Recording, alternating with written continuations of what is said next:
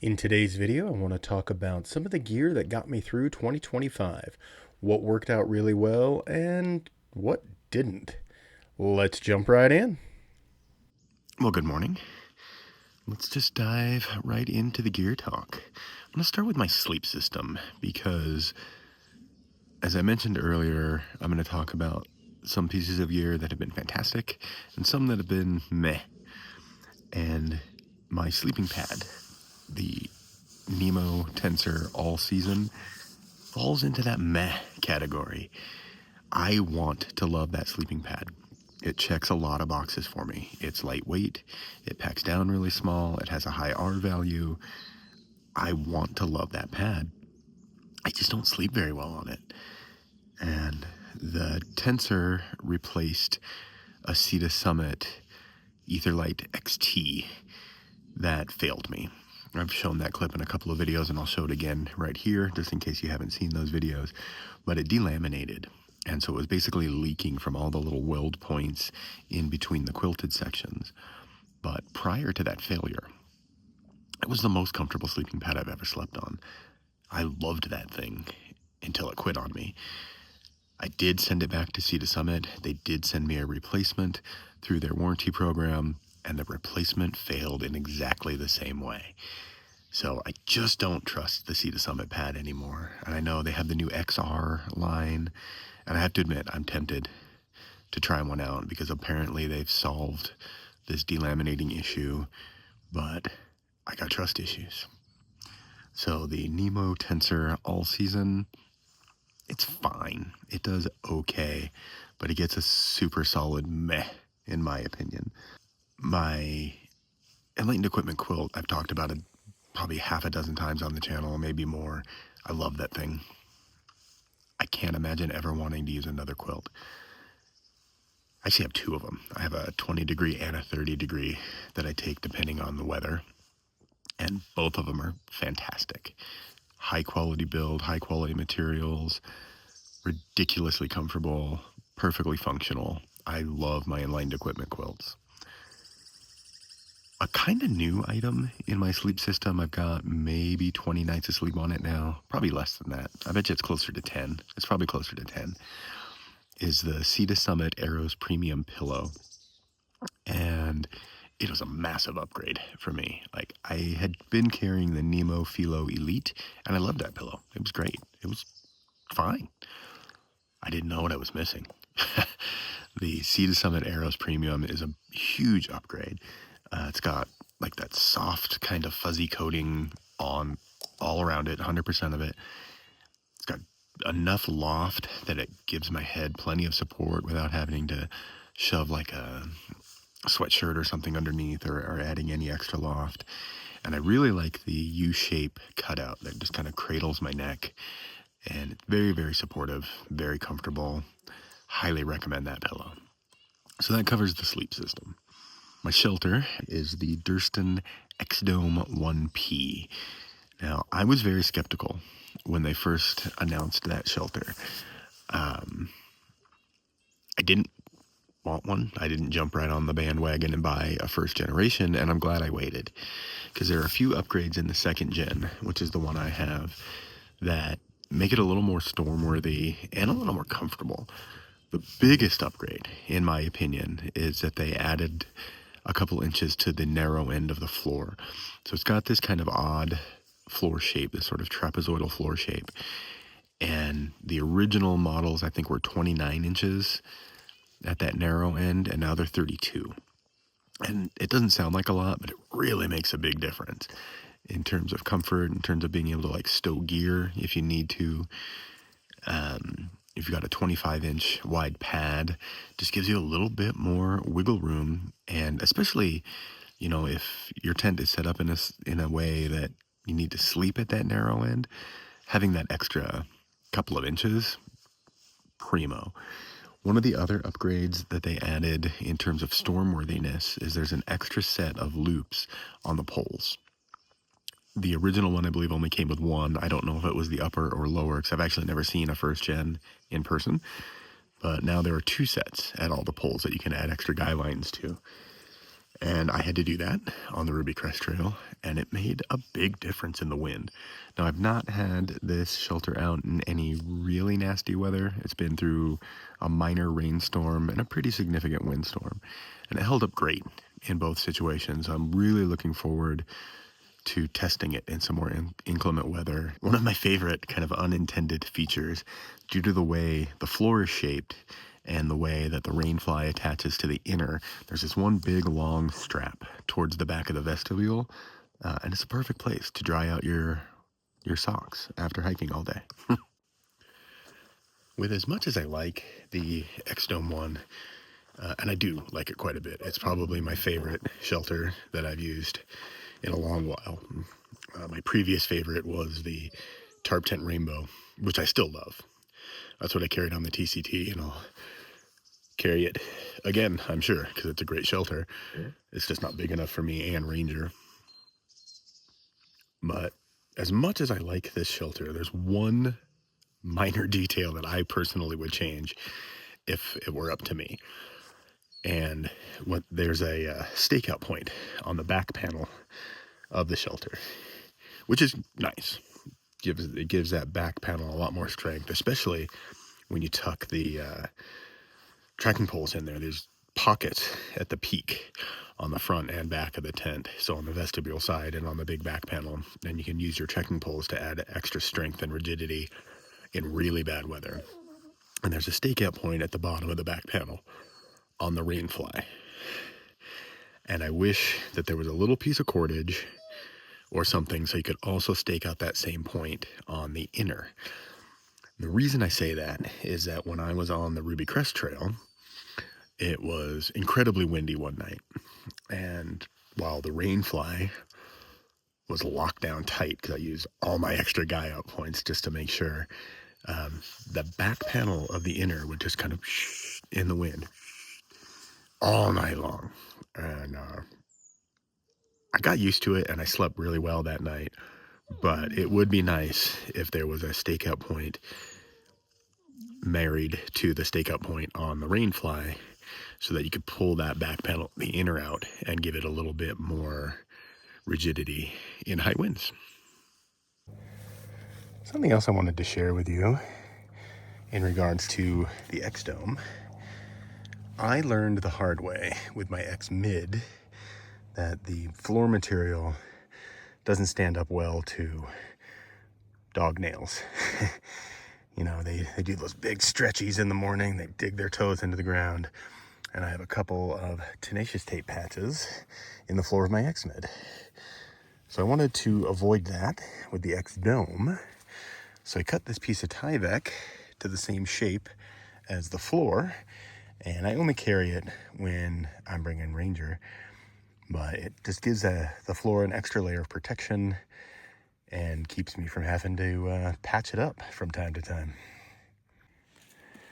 And just in case y'all are wondering what Ranger's bed looks like, he has this rumple blanket and a yoga mat cut in half, and then I fold it in half so it's a little bit thicker. So he gets to lay on this while we're at camp instead of laying in the dirt, and then I bring it into the shelter with us at night. So the last really big piece of gear I want to talk about is my backpack. And I've had 5 or 6 backpacks over the years. I'm not a huge gear guy. I don't try every new piece of gear. I don't collect gear. I don't get free gear. And this stuff's expensive. So I usually pick carefully and choose things that are going to be useful to me. And my most recent backpack that I picked, I think, will be probably the last one, unless something really catastrophic happens to it. But it is the Pilgrim UL Rowan 45 liter. And I did a ton of research before I picked this pack. Looked at all the different kinds of, cottage brands you can think of, looked at some of the major box store brands. And I mean, I looked at everything from Hyperlight to Red Paw to Neighborhood to brands you've heard of, brands you may not have heard of. I looked at everybody. And Pilgrim checked more of my boxes than any other company. And when you're on their website, you have all these different options for add-ons. And some of the things that I really wanted in a pack this time was I wanted these upper deck pockets and I wanted a bottom pocket. Pilgrim have offered both of those. They offered several different fabric options, and it just like the quality of the pack, it's well built, it's seam sealed, which is cool. And I really like the way their internal frame works. It's a carbon fiber 3-piece frame, but it's like an inverted U shape. So it's got a flat bar across the top, 2 long bars that go down the length of the pack. And having that side to side support really, really helps. And I didn't really know it. When I first looked at the pack, I was like, that's not going to make that much of a difference. Like a frame pack is a frame pack is a frame pack. It makes a big difference, especially for someone like me who has to carry a bear can, because those things are heavy and they're awkward. They're hard to get into the pack. They're necessary. I carry them. I try not to complain about it too much, but they are awkward to pack. And that side-to-side support from that crossbar makes carrying the bear can so much more comfortable. And it was an unexpected benefit of that style of frame, because I know, the pack was built in Utah, and I've just spoke to Dylan a few times, who built my pack and who runs Pilgrim packs, and he's never experienced a bear can before, so he definitely didn't design it with a bear can in mind, but it works and it's great. So my pack does have some wear and tear, but I think to a very large degree that has to do with some of the kind of wild places I've taken it. You can't design any piece of gear for every potential use case. And I have definitely taken my Pilgrim pack to places it maybe wasn't designed to withstand. But I think that is also kind of a testament to how well built the pack is. I have beaten the crap out of this thing, and it just has a few little scuffs and nicks here and there. Pretty impressed overall with the Pilgrim UL pack. So the 2 new pieces of gear I'm carrying on this trip. One is the Migo water bottle, and I kind of bought that on a whim, to be totally honest. I'm not sold on it. It's a great bottle. It's well made. It's got some cool features. I like that you can put hot water in it, but it is considerably heavier than the Smart Water bottle.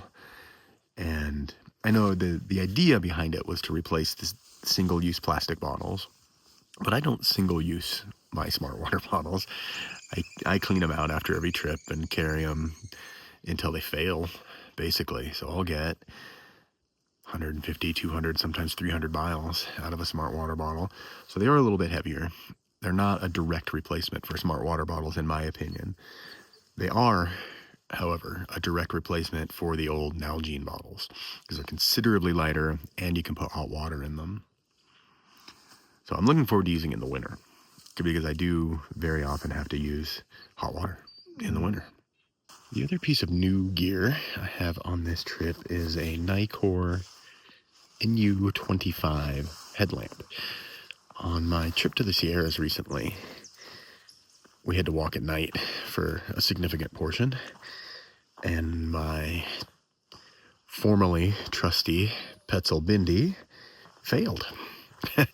So I had to kind of walk in between my friends whose headlamps were functioning, and that was not ideal. So got home, bought a new headlamp. I originally was looking for the NU21, I think it is, but I couldn't find one. They were all sold out everywhere, but Garage Bone Gear had the NU25, so I bought that. And so far it's great. I mean, this is the first trip I've taken it out on. It's got 3 bright white settings and a red setting. And the thing I really like about that is that the red button is a separate button. On my old one, there was kind of a little button trick you had to do to get the red to turn on, and it would cycle through all the bright white lights and all that stuff, kind of defeating the purpose of using the red light, because they're flashing that bright white light, and then finally the red one comes on. So I really like that the red is a separate button, so I can just turn on the red light when I want to use it, or I can turn on the white light. It's got 3 stages for the white. It has a battery meter, which I think is really cool. That is something that is useful. I mean, it's nice to know how much battery life your headlamp has left. And it charges by USB-C, so I can just charge it with the same cord that I use for my cell phone. So I can now down to carrying 1 cord instead of carrying multiple cords. One of the things that it came with that at first I thought was a little gimmicky was this bag. It's a diffuser bag. And then when I read that on Garage Grown Gear, I was like, well, I won't be carrying that. But I did carry it on this trip just because I wanted to give sort of an accurate first impression of the entire product. And I used the diffuser bag in my shelter last night. And I got to tell you, it's pretty cool. I know a lot of tents these days come with diffuser pockets, so you can put your headlamp in there and use it as like a lantern inside the shelter. Mine does not, but the bag, it works. I was able to just put the light in there, turn it on, stuff the bag into my mesh pocket, and it worked. It wasn't, you didn't have that harsh, bright headlamp blowing you in the face all night. It was just kind of a nice diffused, almost like little mini lantern light. So that was pretty cool. So the last piece of gear I want to talk about is the one that surprised me the most in 2025. And it's these Faison trekking poles that I bought after seeing them on Eric Hansen's channel. And if I'm being honest, I bought these with the intention of breaking them.